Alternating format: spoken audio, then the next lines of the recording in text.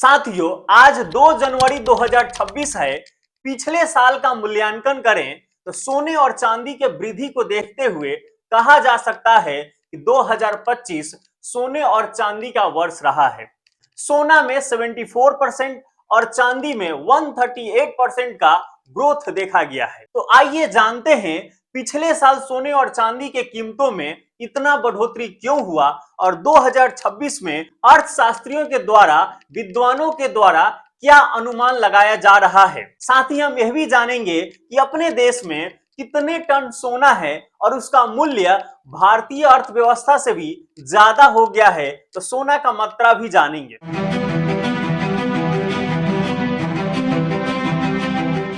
नमस्कार, मैं अनूप कुमार और आपका इस चैनल पर स्वागत है। साथियों, पिछले वर्ष 2025 में सोना में 74% 74% का वृद्धि हुआ है और चांदी में 138% 138% का ग्रोथ हुआ है।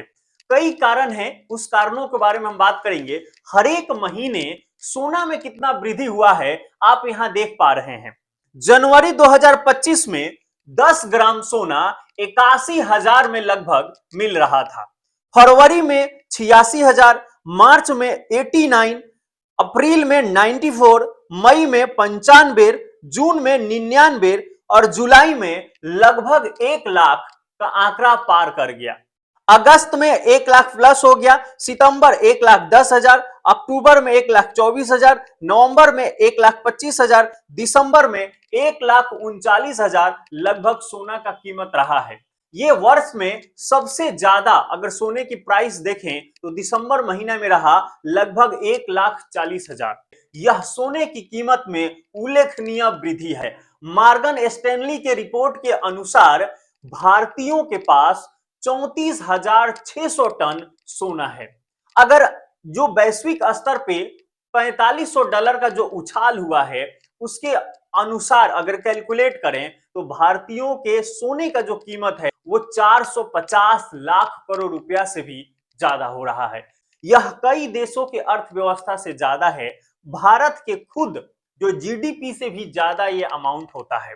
ये आंकड़े सोने के प्रति भारतीयों के सदियों पुराने सांस्कृतिक लगाव को तो दिखाते ही हैं, इसके साथ ही वैश्विक अनिश्चितताओं में इसे सुरक्षित निवेश के रूप में देखने की प्रवृत्ति भी उजागर करते हैं। साथियों, अनिश्चितताएं वैश्विक लेवल पर इतना हो गया है। ट्रंप के टैरिफ, वॉर, रूस यूक्रेन वॉर लगभग 4 साल होने जा रहा है। इतनी अनिश्चितताएं हैं। इस बार गाजा पैलेस्टीन ये सब जो चीजें हुआ है इजराइल का मामला लेकर के, तो इन अनिश्चितताओं के कारण निवेश सोना में सुरक्षित माना गया, चांदी में सुरक्षित माना गया और कई कारण हैं जिसके वजह से सोने और चांदी की कीमत लगातार बढ़ती जा रही है।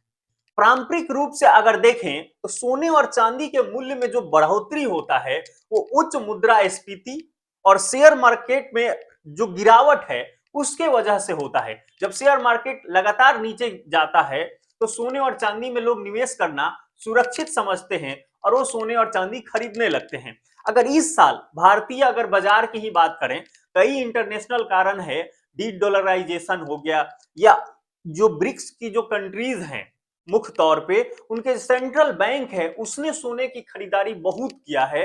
तो ये सारे इंटरनेशनल कारण है। अगर भारत में भी देखें तो आप शेयर मार्केट में सेंसेक्स और निफ्टी 50 है वो लगातार आपको गिरता हुआ दिखेगा और इस साल केवल 8 से 10% तक का ही ग्रोथ निफ्टी 50 और शेयर मार्केट का जो सेंसेक्स है उसने दिया है।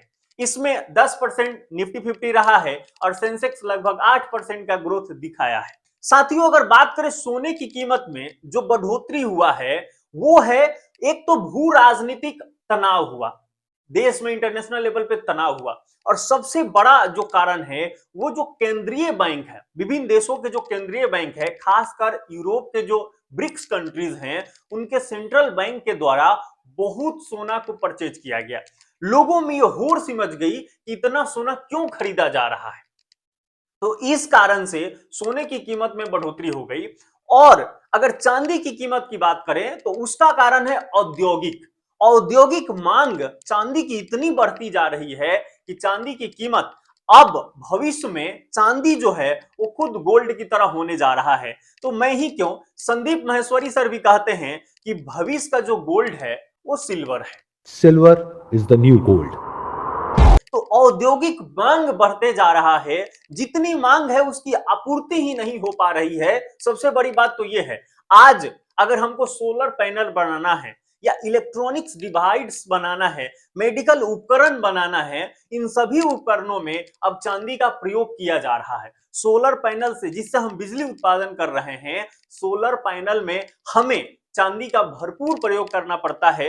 विभिन्न वाहन है उसमें चांदी का प्रयोग करना पड़ता है। तो औद्योगिक मांग जो 2025 रहा, इसमें 50 से 60% तो औद्योगिक मांग रही। इस कारण से चांदी की कीमत भी रफ्तार पकड़ ली और 138% का ग्रोथ हुआ। अब बहुत सारे लोग ये सोचेंगे कि क्या आने वाले दिन में 2026 में, 2027-28 में क्या सोने और चांदी की कीमत इसी तरह से बढ़ती जाएगी या कम हो जाएगा। तो देखिए, कोई भी चीजें निश्चित पैटर्न के आधार पे नहीं कहा जा सकता एकदम बढ़ती ही जाएगी। और आप हिस्ट्री को प्रिडिक्ट कीजिए, हिस्ट्री हमें वर्तमान को बताती है और वर्तमान हमें भविष्य को सूचना देता है कि क्या हो सकता है। तो क्या आज से पहले अगर सोने और चांदी का ग्राफ देखें तो क्या आपको लगता है, क्या सोना एक दिन बहुत बढ़ गया था और फिर नीचे चला गया, ऐसा हुआ? ऐसा नहीं हुआ, वो कंटिन्यू आगे बढ़ ही जा रहा है। देखिए, अपने देश में या दुनिया में जो भौतिक संसाधने हैं उसकी मात्रा सीमित है। सोना, चांदी, जमीन को ही ले लें तो इसकी कीमत लगातार दिन दुना रात चौगुना बढ़ती है। तो अगर हम किसी भी भौतिक चीजों में जो बहुमूल्य है, खास करके उसमें अगर हम इन्वेस्टमेंट कर दें, उसको खरीद लें, तो निश्चित ही हमारा जो ग्रोथ है वो बढ़ते जा सकता है। भारतीय जो लोग हैं, 34,600 टन भारत में इतना सोना है, ये किसी घरों में, किसी लॉकर में सुरक्षित है, वो भारतीयों का है। तो ये जो बढ़ते जा रहा है और बढ़ते जाएगा, तो सोना और चांदी के दाम बढ़ते जाएगी। तो अर्थशास्त्रियों और विद्वानों का कहना है कि 2026 में भी ये मांग इसी तरह से रहेगी। बस एक बात का संकट ये हो सकता है कि जितना तरीके से, जितना रफ्तार से ये बढ़ा है, जैसे 138% चांदी बढ़ गया, इतना रफ्तार ना दे वो अलग बात हो सकता है, पर लुढ़क के एकदम नीचे आ जाए ऐसा तो हो ही नहीं सकता। तो आप ये मान के चलिए कि लगातार वृद्धि तो जारी रहेगी, इतना रिटर्न देगा या नहीं देगा वो भविष्य पे छोड़ देते हैं। और अलग अलग विश्लेषण के आधार पर निर्णय लेना सही रहेगा। और ये बात तो निश्चित है कि इतना जल्दी कि सोने और चांदी के जो गिरावट लगातार होने लगे, ऐसा नहीं हो सकता। इसका मतलब यह है कि सोने और चांदी की कीमत लगातार थोड़ा थोड़ा या थोड़ा ज्यादा बढ़ ही सकता है, कम होने की चांसेस तो नहीं लग रही है। सोने और चांदी ही क्यों, जमीन भी हो सकता है, लैंड जो होते हैं वो भी एक प्रीशियस चीज है, उसमें भी जो इन्वेस्टमेंट होता है वो सुरक्षित निवेश माना जाता है। सोना, चांदी, जमीन, ये तीनों के तीनों सुरक्षित निवेश निश्चित ही है। साथियों, आपको क्या लगता है कि सोने और चांदी की कीमत किस रफ्तार से बढ़ सकता है? 2026-27 में इसका क्या रफ्तार हो सकता है? कमेंट बॉक्स में जरूर लिखिएगा। आपसे मुलाकात होगी अगले वीडियो में। जय हिंद, जय भारत।